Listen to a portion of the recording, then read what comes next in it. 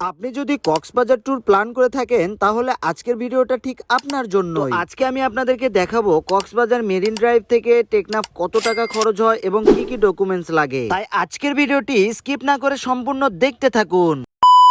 আসসালামু আলাইকুম, আশা করি আপনারা সবাই ভালো আছেন। আপনাদের দোয়ায় আমি অনেক ভালো আছি। এখন বাজে 1:41। আমরা এখন কক্সবাজার কলাতলি থেকে রওনা দিচ্ছি টেকনাফে। এটা হচ্ছে টেকনাফ রোড। আমরা যাব টেকনাফে। তো আজকে সারাদিনে কি করি না করি এবং কোথায় যাচ্ছি না যাচ্ছি সব আপনাদের মাঝে শেয়ার করব। সো আপনারা ভিডিওটি স্কিপ না করে সম্পূর্ণ দেখতে থাকুন এবং টেকনাফের সকল দর্শনীয় স্থান উপভোগ করুন।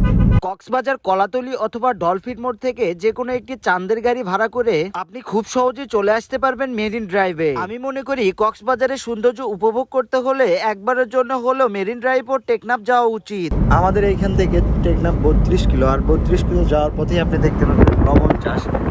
এখানে লবণ চাষ করা হয়। আমরা এখন চলে আসলাম টেকনাফ উপজেলায়। টেকনাফ উপজেলায় ঢুকতেই আপনি দেখতে পারবেন টেকনাফের সৌন্দর্যটা। অনেক উঁচু উঁচু পাহাড় এবং পাশ দিয়ে সমুদ্র এবং মাঝখান দিয়ে রাস্তা, যা কিনা আপনার মন ছুঁয়ে যাবে। টেকনাফে ঢোকার সাথে সাথে আপনি দেখতে পারবেন কয়েকটি চেকপোস্ট। যাই হোক, আরেকটি কথা বলতে ভুলে গেছি, টেকনাফে ঢোকার আগে অবশ্যই আপনাকে এনআইডি কার্ড অথবা বার্থ সার্টিফিকেট সাথে রাখতে হবে, কারণ এই রোড দিয়ে অনেক দুষ্ট লোক চলাফেরা করে। তো টাকা পয়সা থাকতে ঘুরে নেন। এমন এক সময় আসবে যখন আপনার কাছে অনেক টাকা থাকবে কিন্তু আপনি ঘোরার মতো সময় পাবেন না। টেকনাফে যেতেই দেখতে পারবেন আপনি মেরিন ড্রাইভ রোড, আর এই রোডেই দেখতে পারবেন সাগরের রং বেরঙের নৌকা। আপনি যদি একজন ছবি প্রেমী মানুষ হয়ে থাকেন তাহলে এই জায়গাটি হবে আপনার জন্য বেস্ট একটি জায়গা। কক্সবাজারে আসবেন আর সামুদ্রিক নৌকার সাথে ছবি তুলবেন না, তা কি কখনো হয়? তাই আমরাও নেমে পড়লাম সামুদ্রিক নৌকার সাথে ছবি তোলার জন্য। আমরা এখন আছি টেকনাফ শহর থেকে 2 কিলোমিটার আগে। তো 2 কিলোমিটার আগে দেখতে পারবেন এইরকম একটা জায়গা যেখানে কিনা দুই পাশে নৌকা দাঁড় করানো থাকবে। এবং এই নৌকাটা দাঁড় করানো হয় কেন? এই নৌকাটা দাঁড় করানো হয় কারণ এখন যেহেতু মাছ ধরার নিষেধাজ্ঞা আছে, যার জন্যই মূলত নৌকাগুলো উপরে তুলে রাখা হয়। টেকনাফ এসে আমরা যাবো এখন শাহপরীর দ্বীপ। শাহপরীর দ্বীপ আপনাদেরকে ঘুরে দেখাবো। টেকনাফের অনেক জায়গায় ঘুরলাম, এখন যাচ্ছি আমরা শাহপরীর দ্বীপ।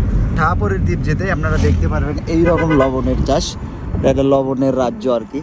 টেকনাফ থেকে 5 থেকে 7 কিলোমিটার দূরে শাহপরীর দ্বীপ অবস্থিত। শাহপরীর দ্বীপ মূলত একটি বর্ডার এলাকা। তো চলুন শাহপরীর দ্বীপ থেকে ঘুরে আসা যাক। রাইট নাও আমরা আছি শাহপরীর দ্বীপে। এইটা হচ্ছে মূলত ব্রিজ। এটা হচ্ছে এই ব্রিজটার কারণ হচ্ছে এখান দিয়ে ফেরি পারাপার হয়।